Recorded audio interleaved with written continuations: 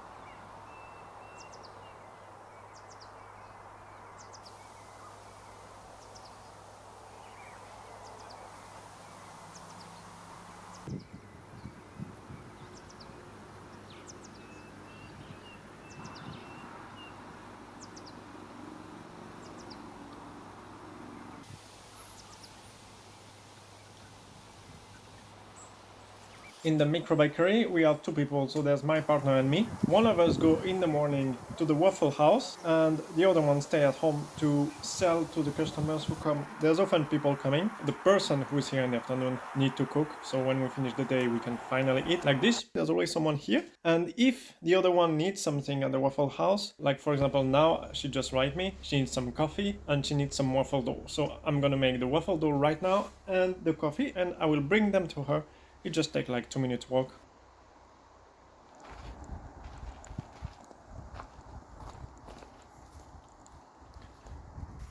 We pretty much half a day now. This morning I was in the waffle house. So my partner, she sold all olive bread and almost everything. Every day is different, and every day depending on weather, depending on many things actually. So it's really hard to know when people are gonna come. But today was a little bit not so nice weather, so I was expecting a little bit more sales here. So today is a little bit rainy, so which is good because when it's raining, people are coming more here. Yeah, when it's super sunny, they go to the beach. So we're ready to work. Anyway, for the bread, it's really complicated, especially for the bread, because the bread it's more work, and there's someone. So I'm going. So I don't really know what I was saying, but I think I was talking about the bread. So yeah, the bread is really hard because it's a big job, and yes, I'm watching the alpacas now.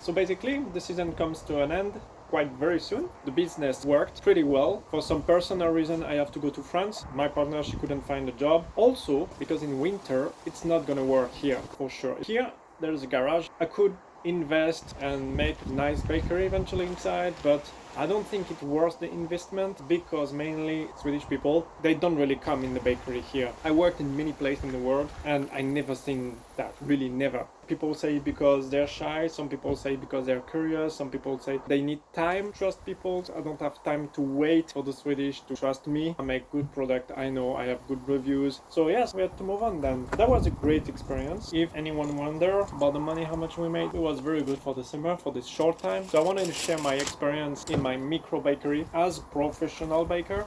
You can check below the video, there's my website. I give lots of tips, lots of advice, information about bakery, and thank you for watching this video, and I'll tell you, see you next time.